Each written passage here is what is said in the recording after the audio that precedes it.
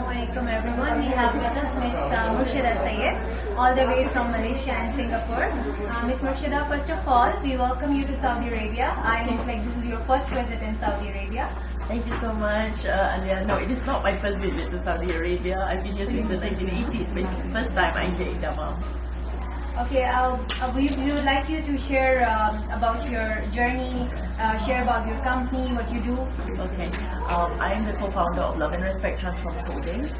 It is a company that was started quite recently under this company name, but before that I've already started businesses since 1997. And my main purpose is in spreading the message of love and respect and instilling the values of love and respect within organizations, and also doing good through their business. And I would love more businesses to do good beyond the purpose of profits. The profits is actually used to do good for people and planet. So the more the business grows, the better the planet and the better the people in the world will be living. And what really encouraged you to take this initiative? Well, when I've seen the way, the transformation of the world is where there are, climate crisis, geopolitical changes, and issues with regards to poverty. And I feel that businesses have a way of actually transforming this and providing solutions to all of these problems, the problems that the world is facing, right? And the reason why I started business in the first place is to improve my own life.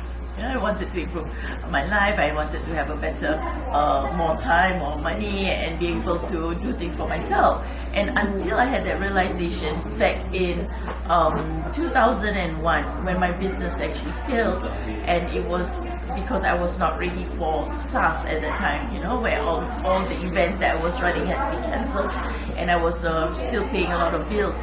And that was the time when I realized and I felt what it was like to have absolutely nothing. Like you don't have much support. People don't understand you. At that time I was single, so I had no relationship with anybody special, and I had I had all of these debts, and I had people who were they misunderstood me. But I also had blessings. Like at that time my late father was still alive, so he was there to support me emotionally, and I had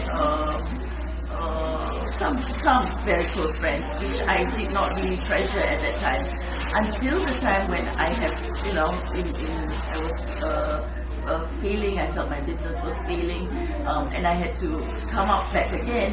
I found that the values of love and respect is so important, and just having that purpose of wanting to transform my life, I met my husband, and after that, we started our life together with absolutely, very little resources, and we built a business together.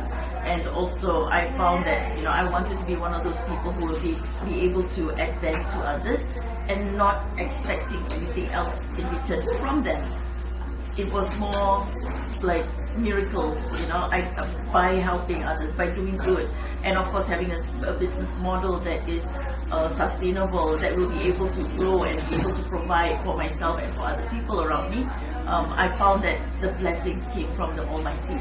So that's why in my training I also focus on a holistic form of building a business and manifesting, and it is not about just me. It is about me and my connection.